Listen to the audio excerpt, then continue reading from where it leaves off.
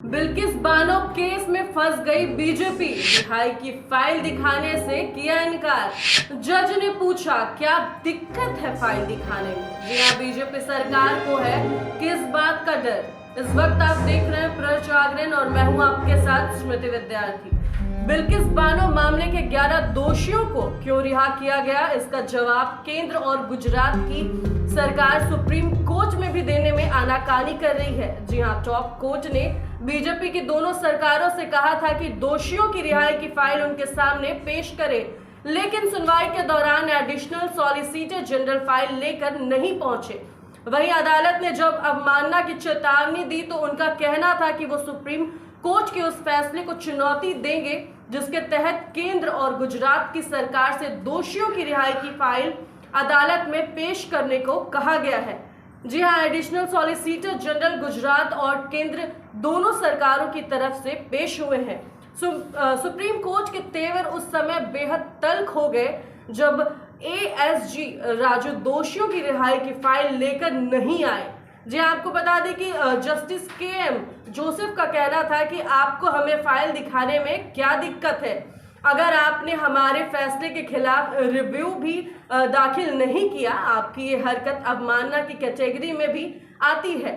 हम आपसे फाइल मांग रहे हैं और आप लगातार हिला हवाली कर रहे हैं। जी हाँ, ये रवैया बिल्कुल भी ठीक नहीं। आगे उन्होंने जस्टिस जोसेफ का कहना था कि अगर आप हमें फाइल न दिखाने का कोई वाजिब कारण नहीं बताएंगे तो हम अपने हिसाब से आकलन कर लेंगे। तो वह आगे जी हाँ, तो आपको हम आगे बता दें कि जस्टिस जोसेफ का कहना था कि कोई भी सरकार कानून से ऊपर नहीं है।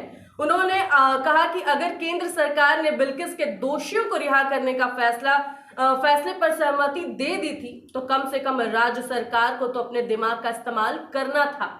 जी हाँ, उनका कहना था कि गुजरात सरकार के ऊपर ऐसा कोई दबाव नहीं था जिसमें वो केंद्र के फैसले को मानने के लिए बाध्य थी।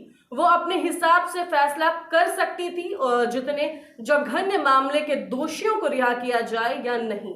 जी हाँ, कोर्ट का कहना था कि अगर गुजरात सरकार ने जो रवैया अपनाया है वो कैसे भी स्वीकार नहीं किया जा सकता है।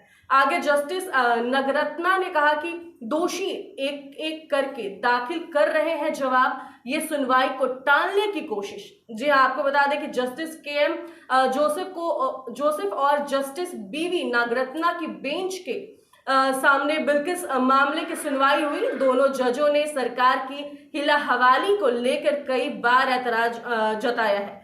जस्टिस बीवी नागरत्ना को तो यहाँ तक कहना था कि मामले की सुनवाई को टालने की कोशिश की जा रही है। एक तारीख पर एक दोषी अपना जवाब दाखिल करता है तो दूसरा दोषी अपना हल्फनामा दाखिल करने के लिए दूसरी तारीख की मांग करता है। उनका कहना था कि ऐसे ही चलता रहा तो मामले की सुनवाई पूरी होने में लंबा अरसा लगेगा। दोषियों का यह बर्ताव अदालत को खासा खराब लगा है। जी हाँ, बीजेपी की गुजरात सरकार ने बिल्किस के दोषियों को 15 अगस्त 2022 को रिहा कर दिया था। वहीं बिल्किस ने उनकी रिहाई के खिलाफ सुप्रीम कोर्ट में दरखास्त लगाई और लेकिन अदालत में सुनवाई से इनकार कर दिया है। बाद में सीजीआई जवाब चंद्रचूड़ ने सुनवाई के लिए स्पेशल बेंच गठित की है। ऐसे ही न्यूज अपडेट्स के लिए हमारे साथ यानी प्रज जागरण के साथ बने रहें।